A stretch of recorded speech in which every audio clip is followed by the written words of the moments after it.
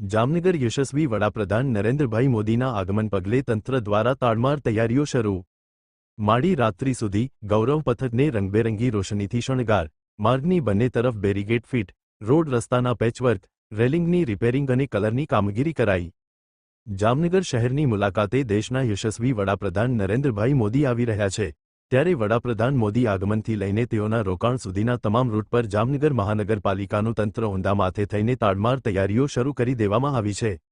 જામનગર વાલસુર ગેટથી ઓસવાડના મુખ્ય ગેટ સુધી રોડની બંને તરફ બેરીગેડ ફિટ કરવામાં આવી છે, તેમજ ગૌરવ પથમાર્ગ પરની રેલિંગ તાત્કાલિક અસરથી તૂટી ગઈ હોય ત્યાં નવા સાંધા મારીને ઉપરથી રંગરોગન કરી દેવામાં આવી રહ્યું છે।